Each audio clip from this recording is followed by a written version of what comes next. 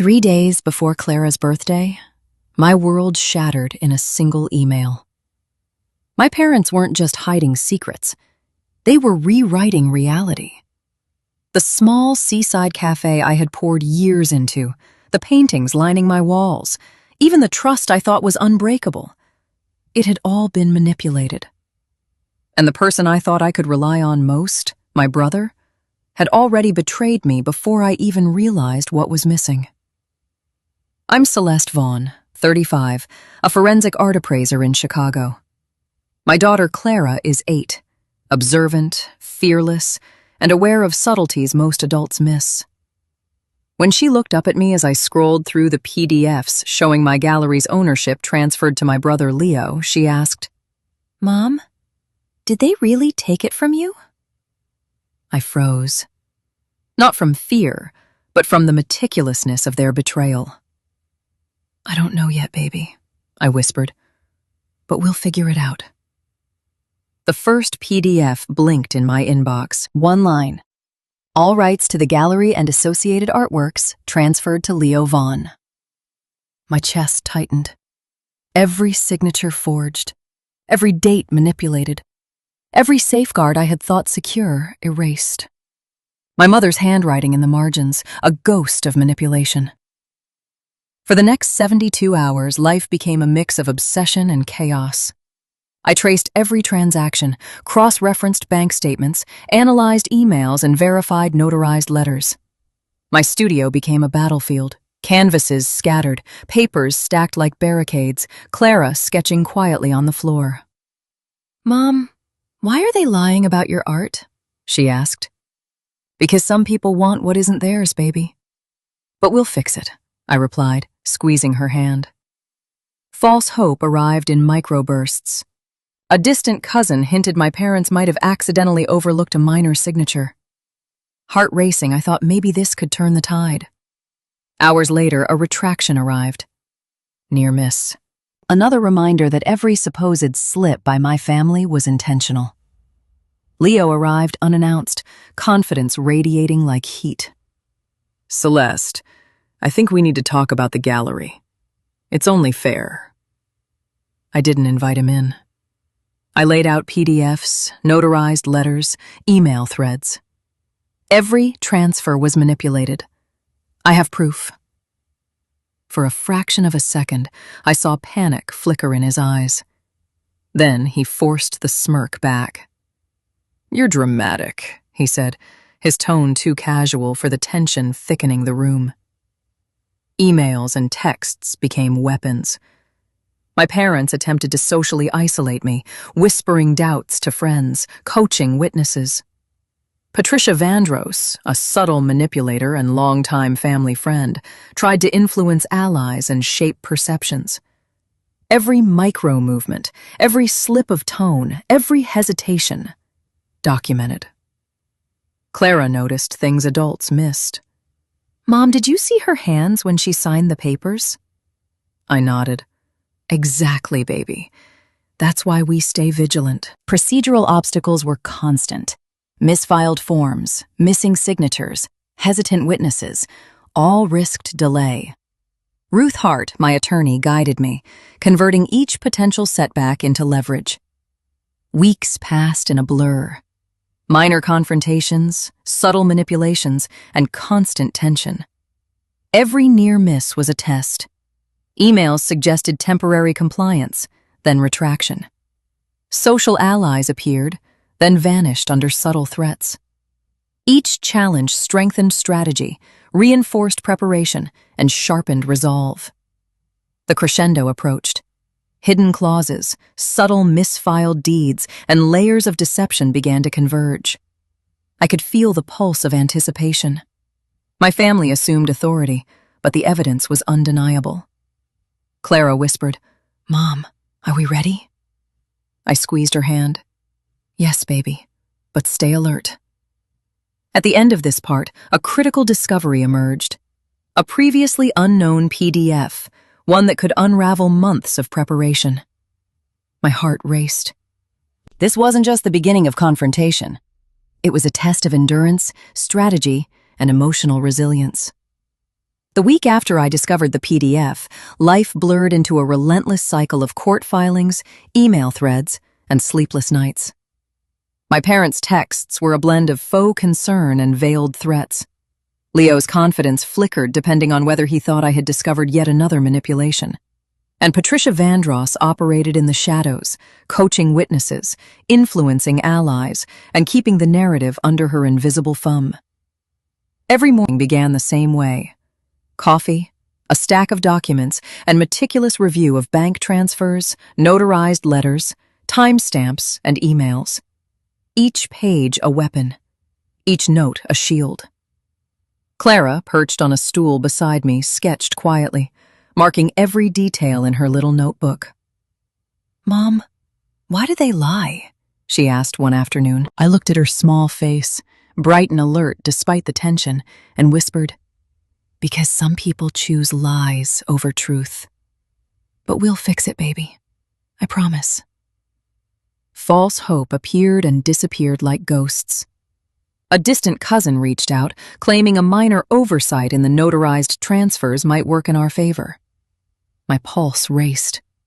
Could this be the breakthrough? Hours later, another email clarified that it had been corrected. Another near miss. A reminder, in this family, control is always provisional. The court proceedings began in earnest. I arrived early, clutching my dossier, every document cross-checked and annotated. Procedural errors could cost weeks of delays, so Ruth Hart and I anticipated every possible misstep. The first hearing was a storm of micro-tension. My parents and Leo arrived, masks of composure barely concealing panic. Patricia Vandross radiated controlled menace. Every step, glance, and whispered word carried weight. Witnesses fidgeted, hesitated, and occasionally glanced toward Patricia for cues. Every minor inconsistency became a potential weapon in the hands of either side. The opening witness was called by my parents, a family friend coached to discredit me. But under cross-examination, contradictions emerged. Hesitations, half-truths, and micro-expressions revealed the truth. My pulse quickened as I realized each subtle crack could cascade into a victory. Leo attempted to assert dominance with rehearsed arguments, his voice steady but his hands shaking slightly. "You've always been dramatic," he said, trying to dismiss my evidence. But the PDFs, notarized letters, and financial records spoke louder than his smirk. False victories punctuated the procedural chaos. A mediator misfiled documents. A witness hesitated, nearly retreating from testimony. Each obstacle amplified suspense, and each required immediate adaptation. I documented everything. Gestures, tone shifts, timing, evidence within evidence. Clara's observation was invaluable. She noticed nuances adults overlooked. A twitch of Patricia's hand, a fleeting glance between Leo and my mother, hesitation in a sworn statement. "Mom, they're scared you'll find something else," she whispered one evening. I nodded. "Exactly, baby. And that's why we keep watching." Weeks stretched into months. Procedural obstacles multiplied. Counterclaims, misfiled affidavits, hesitant witnesses, delayed filings. Every perceived advantage from my family was temporary. Every false hope tested patience and emotional stamina. Yet preparation and meticulous observation allowed me to convert chaos into leverage. The courtroom tension intensified during cross-examination. Leo's attempts at dominance faltered under scrutiny. Patricia Vandross tried last-minute affidavits to create doubt, but Ruth Hart dismantled them methodically. Each failure of theirs was a subtle triumph, an emotional spike that heightened suspense and audience investment. The critical PDF, the one establishing unequivocal ownership of all assets, was presented during a key hearing. The room reacted subtly at first, then waves of tension became visible. My mother's smile faltered. Leo froze. Patricia's mask cracked, panic flickering in her eyes. Witnesses murmured quietly among themselves, acknowledging the weight of truth. Clara sat beside me, small hand in mine, whispering occasionally. Mom, is it really over? I squeezed her hand. Not yet, baby, but we're closer than ever. Her presence grounded me, reminding me why this battle was worth every sleepless night. Even after this breakthrough, my family attempted maneuvering. Procedural appeals, subtle intimidation of witnesses, and strategic delays all sought to regain control. But each attempt was anticipated and neutralized. False hope arrived in microbursts, constantly reminding me of the stakes. Near misses sharpened focus and strengthened resolve. Outside the courtroom, the social battle continued. Friends whispered doubts. Allies appeared, then retreated under subtle pressure. Every interaction was a study in human behavior. Micro-expressions, power dynamics, and emotional manipulation. Celeste observed and documented each nuance, maintaining control while appearing calm. Finally, weeks of tactical preparation, emotional endurance, and strategic observation converged. The stage was set for the final confrontation. Each micro-cliffhanger, from false hopes and near misses, amplified anticipation. Procedural chaos, emotional spikes, and psychological tension created a high-stakes environment ripe for climax. Clara looked up at me one night, her pencil paused mid-sketch. Mom, will we win tomorrow? I kissed her hair and whispered, We'll do everything we can, baby. And this time, we're ready. The final morning of the trial dawned gray and restless, the city outside buzzing faintly with routine that felt disconnected from the storm inside the courthouse. I arrived early, my dossier clutched like armor, the weight of every PDF, notarized letter, and transaction log pressing against my chest. Clara's hand slipped into mine as we walked the steps, her small fingers a tether grounding me to the stakes that mattered most. From the moment we entered the courtroom, tension crackled. My parents' masks of calm were barely holding. Leo's calculated smirk betrayed a flicker of panic, and Patricia Vandross's perfect posture could not hide the tremor in her jaw. Witnesses shuffled nervously, glancing at each other, whispering hesitantly. Every slight movement, every pause carried potential power, and every subtle misstep could tip the balance. The first witnesses were called, their statements shaky, faltering under cross-examination. I noticed micro-expressions, a flicker of guilt in a hand, hesitation in the throat, a subtle eye shift toward Patricia for approval. Every lie unraveled slowly, painfully, layer by layer. Each contradiction became a spike of outrage for the audience, a thrill of vindication for me. Leo attempted to dominate the room with rehearsed confidence, his voice smooth, hands deliberately poised. I responded with calm precision, presenting evidence, letting the PDFs, notarized letters, and timelines speak louder than words. My mother's composure began to crumble visibly, and Patricia's icy mask cracked under the pressure. False hopes punctuated the tension. A misfiled document threatened to undo weeks of preparation.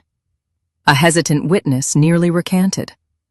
Each obstacle forced rapid adaptation, and each micro-failure heightened suspense, keeping the audience tethered to every moment. Clara's perception became crucial. She whispered small observations. Mom, did you see the way his eyes flicked when you mentioned the gallery?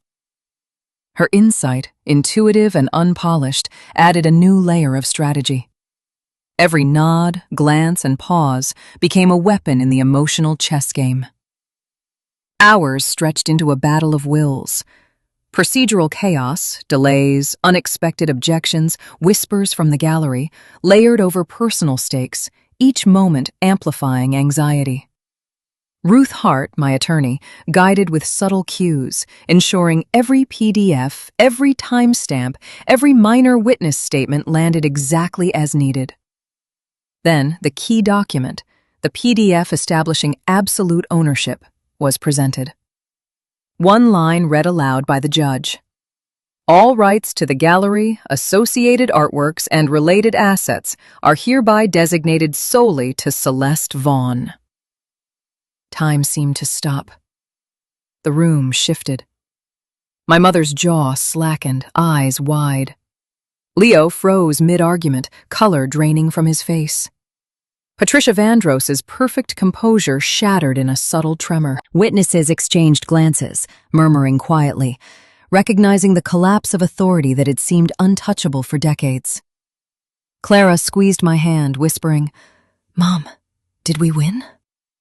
I nodded, swallowing exhaustion and adrenaline. "Yes, baby. And now we protect what's ours." Yet victory did not come easily. Procedural appeals, last-minute affidavits, and subtle witness intimidation extended the tension, testing patience and resolve. False hopes reminded us that success is never linear. Near misses underscored the fragility of control. Each challenge required focus, observation, and swift action to maintain the upper hand. After the final ruling, the gallery was intact. The space I had nurtured, the canvases Clara and I had painted together, every corner filled with memories and effort, was ours again. Clara explored with careful ownership, naming areas, tracing lines, claiming small victories symbolically. Each step was a lesson in resilience, awareness, and vigilance. Weeks later, social dynamics had shifted irrevocably. My parents acknowledged the legal outcome, Leo's pretended authority collapsed, and Patricia faced scrutiny for manipulation. Community perception, subtly influenced by micro-observations and careful documentation, now favored truth over false narratives. Reflecting one evening as Clara ran through the gallery, I realized the true cost and reward of vigilance. Survival required observation, strategy, and emotional fortitude. PDFs, notarized letters, and careful documentation had protected more than property. They had safeguarded dignity, legacy, and psychological safety. "Mom, will they try again?" Clara asked quietly. "Yes," I replied. "But we'll be ready," she said firmly. I knew she was right. Preparation, vigilance, and emotional resilience were shields. Even amidst intimate betrayal, strategy, awareness, and courage could prevail. The story concluded not with grandiose spectacle, but with quiet vindication. The gallery stood, the evidence was secure, the family hierarchy altered, and Clara had witnessed resilience, intelligence, and justice. Chaos had been endured, manipulation survived, and emotional, social, and procedural mastery had triumphed.